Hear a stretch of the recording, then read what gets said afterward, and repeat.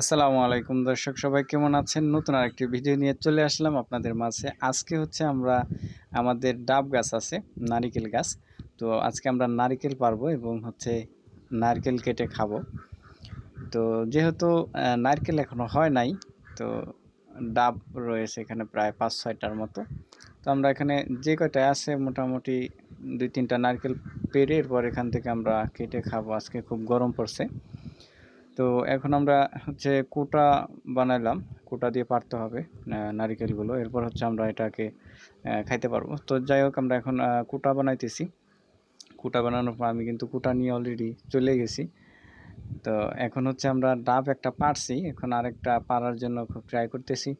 যেহেতু মানে ডাব গাছটা অনেক উঁচু, সেক্ষেত্রে মানে পারতে একটু সমস্যা হচ্ছে আর কি।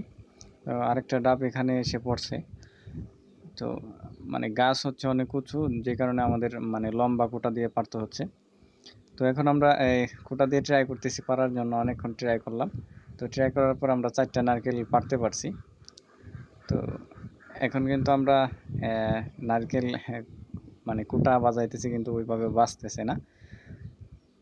তো নিজেদের গাছের নারকেল থাকলে অন্যরকম একটা সুযোগ সুবিধা, যখন মন চায় ডাবগুলা পেড়ে খাওয়া যায় এবং একটা মজাই আছে অন্যরকম। তো আপনাদের কাদের কাদের ডাব গাছ বা নারিকেল গাছ রয়েছে আমাদেরকে কমেন্ট করে জানাতে পারেন। তো এখন হচ্ছে আমাদের আরেকটা নারিকেল বাকি আছে, ওই যে আমার বড় ভাইয়া ট্রাই করতেছে এটা পারার জন্য। তো ওই পাশ থেকে কুটা দিয়ে এটাও কিন্তু পারা হয়ে গেল। এখন কিন্তু আমরা 4টা নারকেল হয়ে গেছে আমাদের, 4টা ডাব। তো এখন এগুলা আমাদের মানে কেটে কেটে আমরা এখন এগুলা সাইজ করতেছি, সাইজ করার পর কিন্তু আমরা এগুলা খাবো।